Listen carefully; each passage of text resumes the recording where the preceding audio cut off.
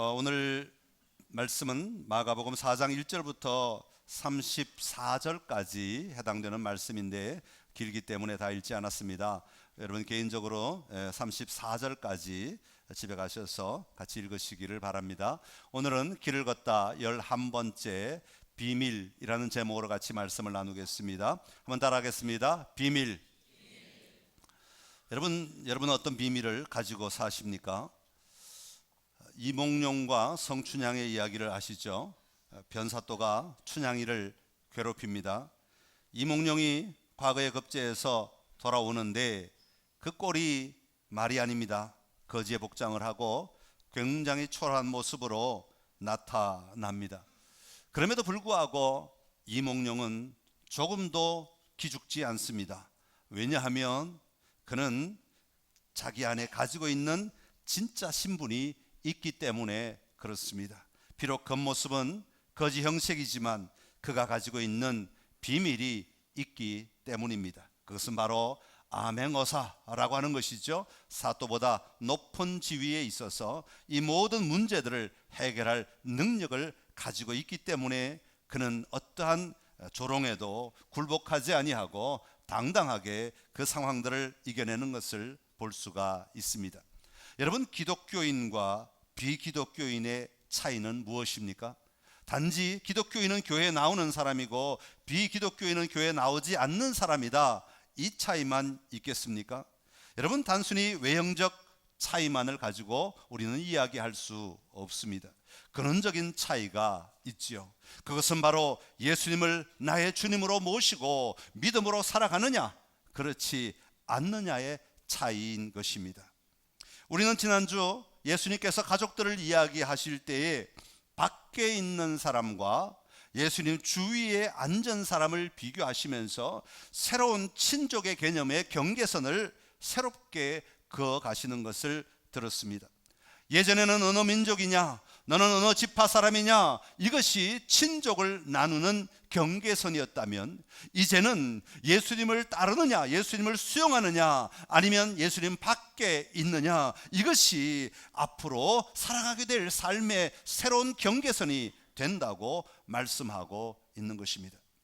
오늘 4장에서도 그 연속적인 이야기들을 우리에게 소개해 주고 있는데요, 11절의 말씀입니다. 11절의 오늘 주제의 말씀인데 같이 읽어보겠습니다. 이르시되 하나님 나라의 비밀을 너희에게는 주었으나 외인에게는 모든 것을 비유로 하나니. 아멘. 자, 여기 보면 예수님께서 사람들을 구분하시는 단어를 사용하고 계신 것을 볼 수가 있습니다. 어떤 단어들로 사람들을 구분하고 있습니까? 너희에게는 이라는 말과 그리고 외인에게는, 바깥에 있는 사람들에게는, 이런 단어로 사람들의 경계선을 그으시고 구분하고 있습니다. 너희에게는 주었고 외인에게는 비유로 한다, 다시 말하면 숨겨둔다, 그렇게 말씀하고 있습니다. 다른 말로 바꾸어 말하면 비밀을 가진 자와 비밀을 알지 못하는 자로 구분하고 계시는 것을 볼 수가 있습니다. 자, 여기서 말하는 비밀은 어떤 것입니까? 11절 본문 안에 그 답이 나와 있지요. 하나님 나라의 비밀이라고 말씀하고 있습니다. 그것은 바로 하나님 나라입니다. 다시 말하면 하나님 나라를 소유한 사람과 하나님 나라를 분명히 소유하고 누리며 살아가는 사람과 하나님 나라를 알지 못하고 살아가는 사람들로 구분되고 있는 것입니다. 여러분, 하나님 나라는 어떤 곳입니까? 하나님 나라는 땅의 개념이 아닙니다. 어떤 사람들은 하나님 나라가 땅의 개념이라고 생각하고, 하나님 나라가 어디일까? 혹시 이스라엘이 아닐까? 그러면 우리가 모두가 다 이스라엘로 돌아가자, 이스라엘에 가서 집을 사고 그 땅에 살면 우리가 하나님 나라를 살아가는 것이 아닐까? 왜 이스라엘은 맨날 전쟁이 일어날까? 하나님 나라라고 하면서 왜 맨날 거기에는 소동이 일어날까? 사람을 죽일까? 로켓을 쏠까? 이런 생각을 하게 되지요. 여러분, 하나님 나라는 땅의 개념이 아닙니다. 하나님 나라는 통치의 개념입니다. 다시 말하면 하나님 나라는 하나님이 왕으로 좌정하시어서 다스리신다는 왕권의 개념인 것이죠. 하나님의 통치, 하나님의 왕 되심을 의미하는 것이 하나님 나라의 참된 의미인 것입니다. 하나님의 왕되심을 인정하는 사람과 하나님의 왕되심을 인정하지 않는 사람으로 나누어지게 될 것이라고 말씀하고 있습니다. 하나님의 참된 통치를 받아들이는 사람과 하나님의 통치를 알지 못하고 무시하며 살아가는 사람들로 나뉘어지게 될 것이라고 말하고 계신 것입니다. 사랑하는 성도 여러분, 우리가 그리스도인이라고 말할 수 있는 가장 중요한 근거는 무엇입니까? 내 삶의 통치자가 여호와 하나님이심을 고백하는 것이죠. 내 삶의 참된 주님은 예수 그리스도이시다 라는 것을 고백하는 고백으로 말미암아 내가 그리스도인이 되는 것입니다. 내가 그 고백을 할 때 내 안에 하나님의 나라가 비로소 임하게 되고 하나님의 나라가 열려지게 되는 것이죠. 오늘 우리 안에 하나님 나라의 비밀을 간직한 자로서 분명한 확신과 담대함으로 우리의 삶을 살아가는 은혜가 저와 여러분의 삶의 자리에 충만하기를 간절히 기원합니다. 자, 그러면 하나님 나라의 비밀 특징이 무엇일까? 오늘 성경은 오늘 4장 전체는 하나님 나라의 비밀이 가지고 있는 특징에 대해서 우리에게 소개하고 있습니다. 첫 번째 특징은 씨라고 표현할 만큼 작은 것에 하나님의 나라가 담겨져 있다라고 말합니다. 오늘 본문에는 씨 뿌리는 자의 비유와 등불의 비유, 겨자씨의 비유, 계속해서 이 씨와 관련된 비유들로 연결되어 있습니다. 씨앗과 관련된 비유로서 하나님의 나라를 지금 설명하고 있는 것입니다. 이것을 한마디로 요약하면 하나님의 나라는 크고 위대한 것으로 표현되는 것이 아니라 작은 씨에 하나님의 나라가 담겨 있다는 것을 우리가 이해해야 한다고 말씀하고 있습니다. 여러분, 사실 유대인들이 가지고 있던 메시아 사상, 이 나라에 압제당하고 있는 이 나라를 구원해 줄 수 있는 메시아가 나타나야 한다라고 믿고 있었던 이 메시아 사상은 이런 작은 것으로 표현되는 것이 아니었습니다.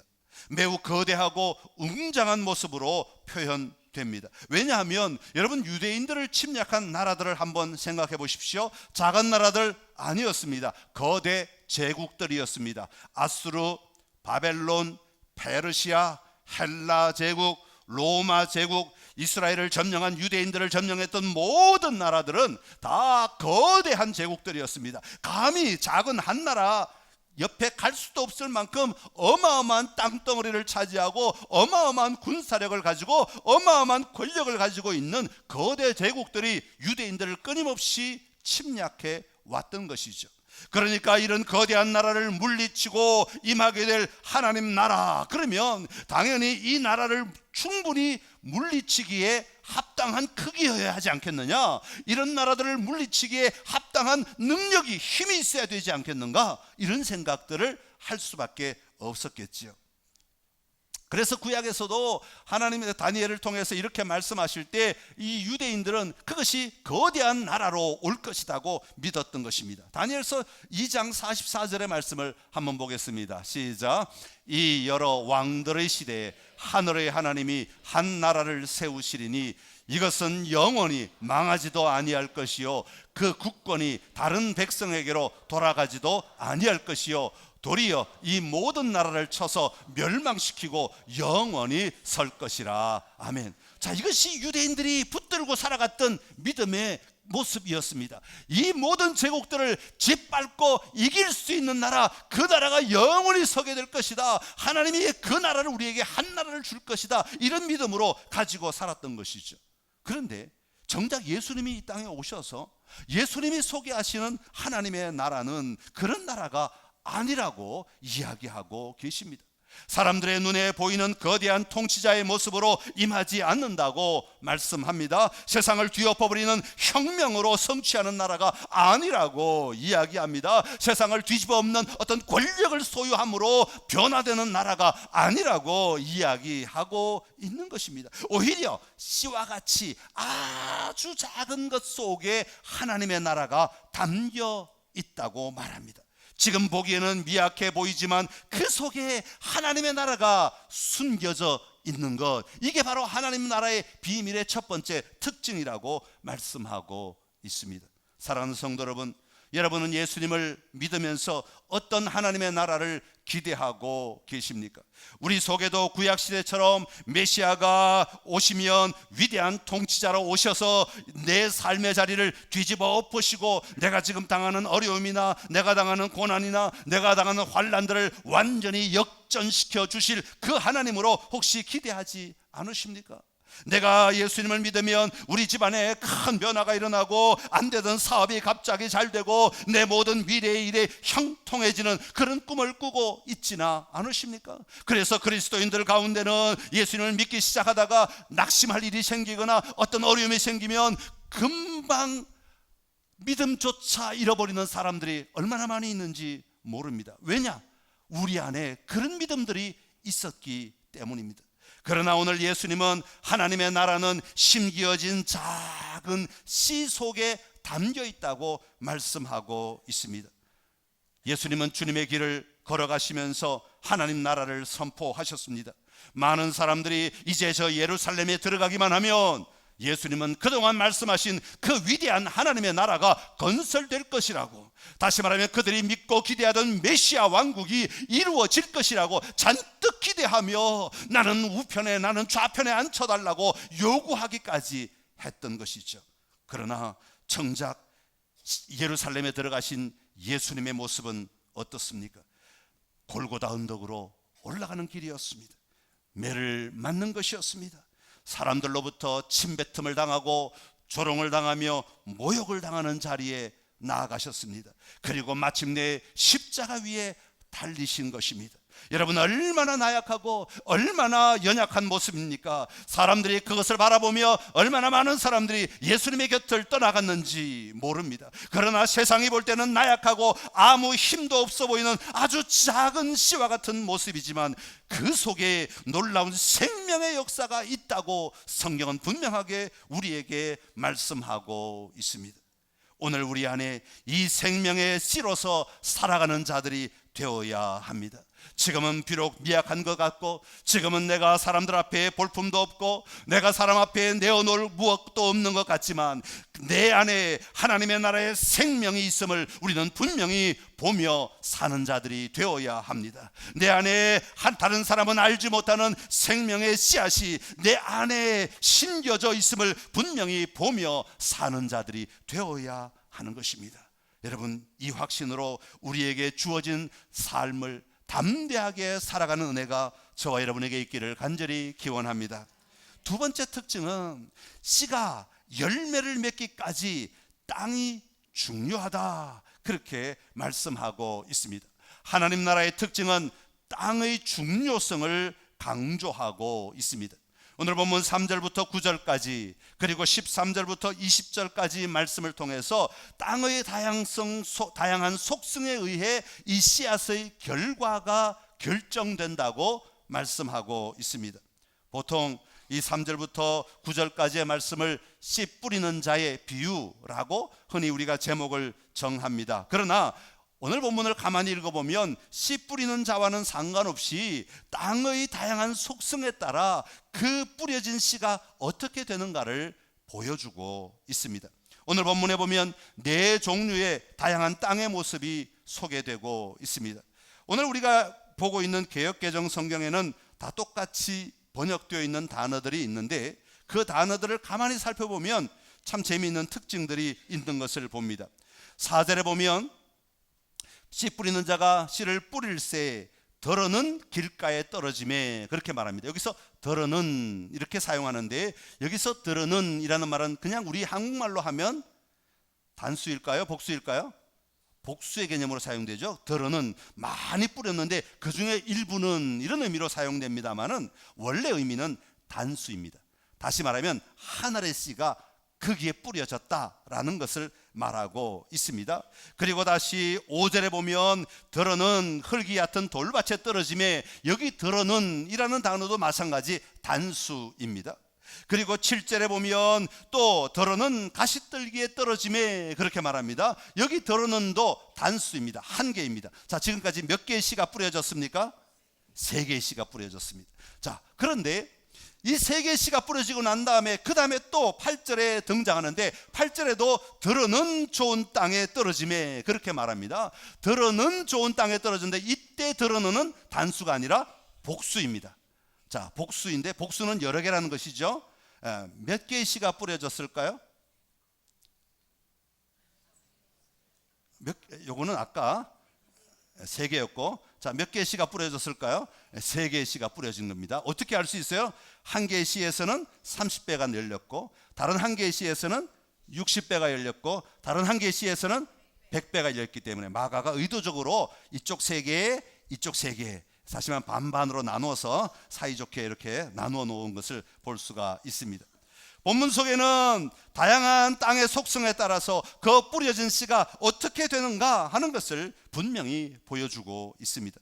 본문 속에 4종류의 다양한 땅의 모습이 13절부터 해석되고 있는데, 오늘 우리 본문 속에 하나님의 나라를 선포하면서 이 모든 사람들에게 하나님의 말씀이 다 한 번씩 들어가 심겨졌다는 것이죠. 그러나 듣는 사람의 반응은 다양하다는 것을 보여줍니다. 첫 번째 사람들은 들려진 말씀에 어떤 기대도 어떤 반응도 하지 않는 사람들입니다. 둘째는 처음에는 긍정적이지만 어려움과 힘든 일이 일어나면 잠깐 견디다가 즉시 걸려 넘어지고 마는 사람들, 뿌리가 없기 때문에 더 이상 견뎌내지 못하는 사람들을 이야기합니다. 세 번째는 말씀을 들을 뿐 아니라 끝까지 살아남는 것 같은데, 문제는 그 안에 생명력, 더 이상 열매를 만들 수 있는 영양분을 가시나무에게 다 빼앗겨 버리기 때문에 열매를 맺지 못하는 사람의 이야기를 말합니다. 그들이 열매를 맺지 못하는 이유는 세상의 염려와 재물의 유혹과 그 밖의 것들의 욕심 때문이라고 분명하게 기록하고 있습니다. 그리고 마지막은 그 씨앗을 받아들임으로 말미암아 끝까지 그 씨앗을 품고 나아갈 때 열매를 맺게 되는데, 첫 번째 씨앗은 30배, 두 번째 씨앗은 60배, 세 번째 씨앗은 100배의 열매를 거두더라, 그렇게 말씀하고 있는 겁니다. 사랑하는 성도 여러분, 예수님께서 사역을 하실 때 예수님 주변에는 수많은 사람들이 있었습니다. 오늘 본문 1절에도 무리들이 있었다, 그렇게 말씀하고 있는데, 그 중에 그 많은 사람들이 있었음에도 불구하고 예수님의 반응에 순종하여 모든 것을 버려두고 예수님을 따른 제자들이 있었는가 하면, 예수님이 가르치실 때 예수님의 권위 있는 가르침과 능력 행하심에 놀라는 자들도 있었습니다.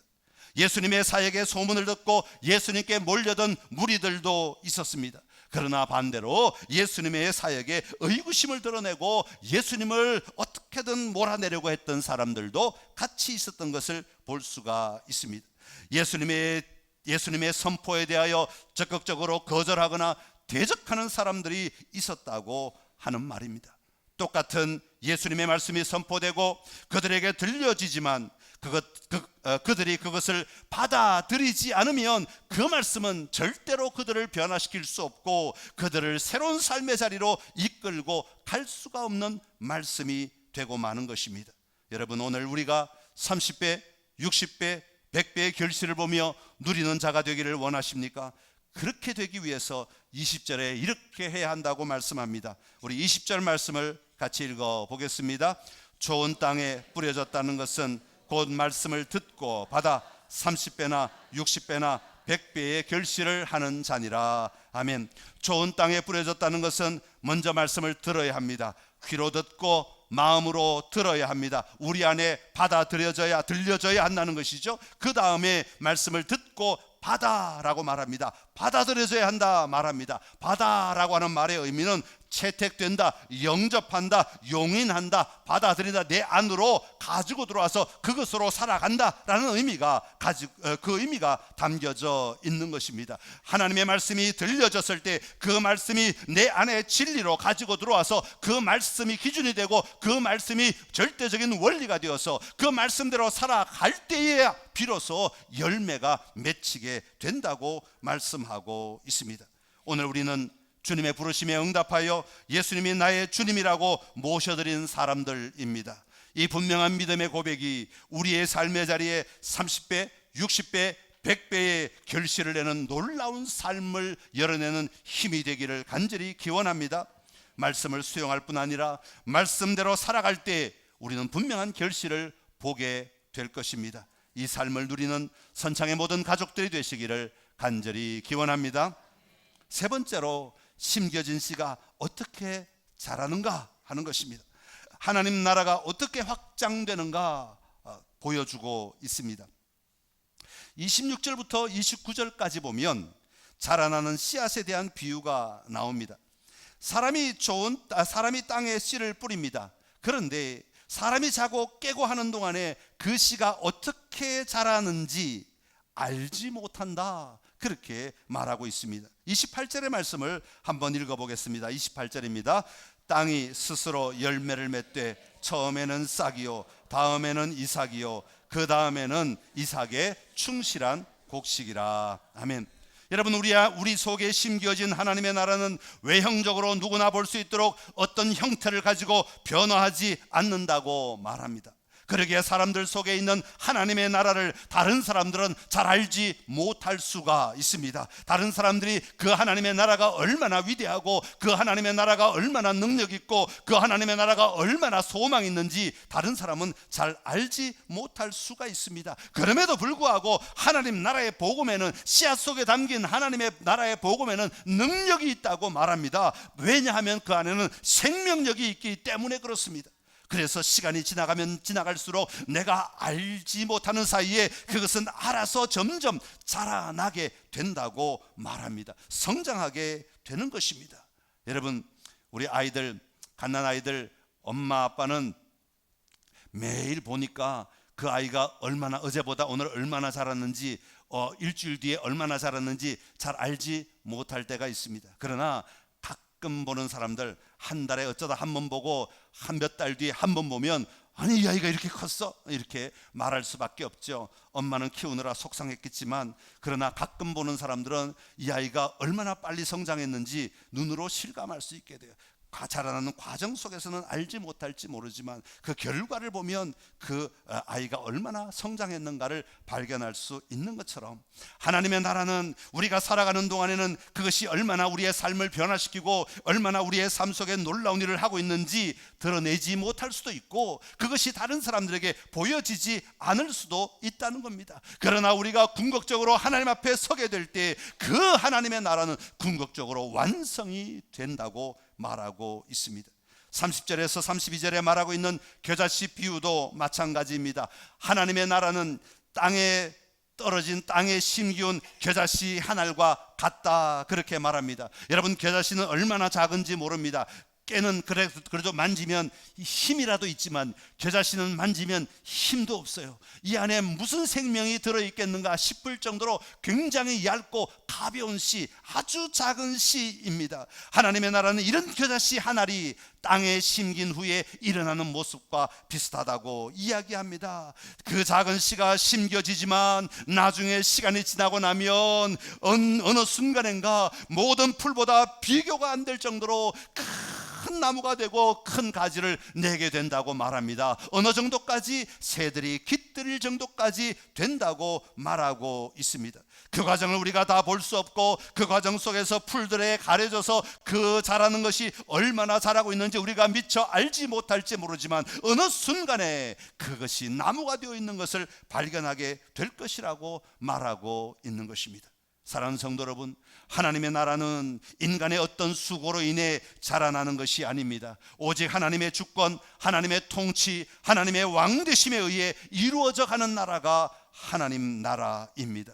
그러기에 그 나라를 우리의 외적으로는 인식하기 어려울 수 있습니다. 때로는 알아채지 못할 수도 있습니다. 아무것도 보이지 않는 것 같습니다. 미약하고 심히 나약해 보입니다. 그러나 걱정하지 마십시오. 예수님이 나의 왕의 왕이 되시도록 인정하고 내어드릴 때 그 나라는 자라나고 그 나라는 확장된다고 말씀하고 있습니다. 하나님께서 하나님의 방법으로 하나님 나라를 이루어 가십니다. 그러기에 우리는 조급해할 필요가 없습니다. 서두를 필요도 없습니다. 하나님의 일하심을 신뢰하고 기대하며 담대한 믿음으로 함께 나아갈 때 하나님이 마침내 완성하실 것입니다.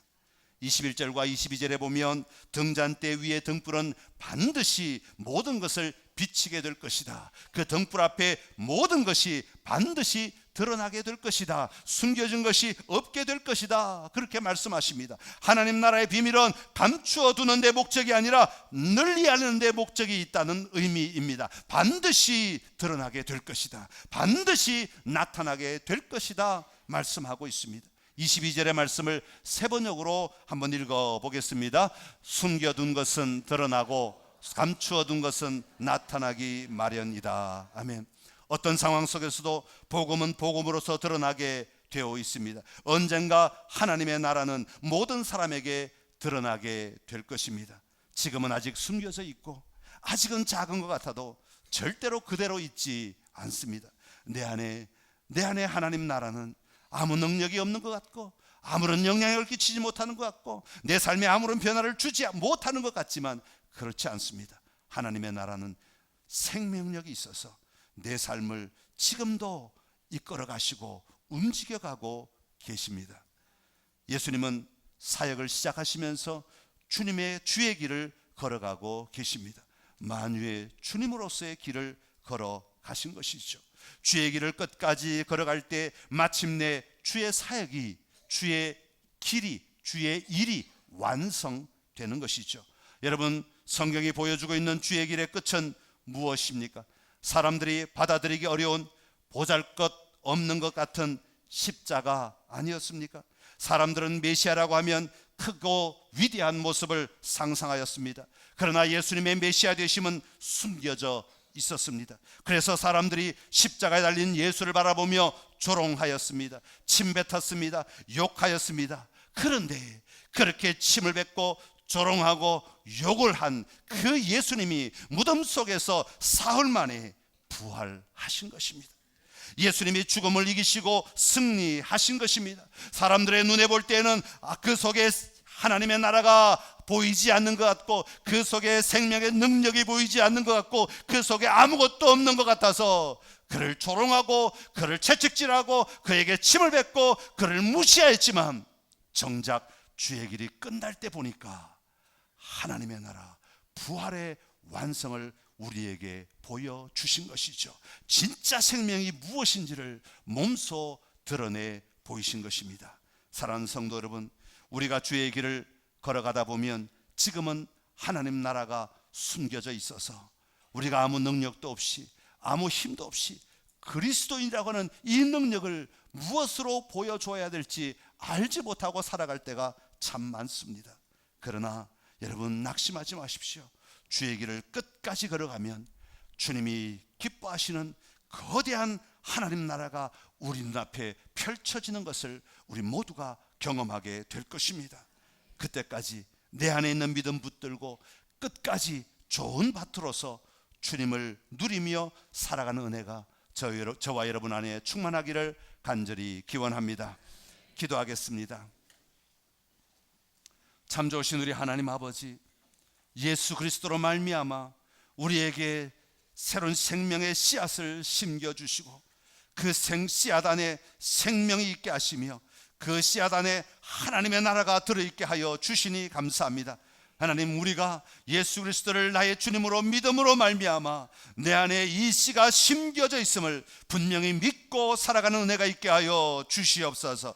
지금은 비록 그 씨의 능력이 나타나지 아니하고 그 씨의 외형적인 모습들이 보여지지 않고 그 씨가 자라나는 것들이, 그 씨의 변화들이 우리가 느끼지 못한다 할지라도 여전히 그 씨는 생명을 품고 있고 그 씨는 생명의 역사를 이루어가고 있는 줄로 믿습니다.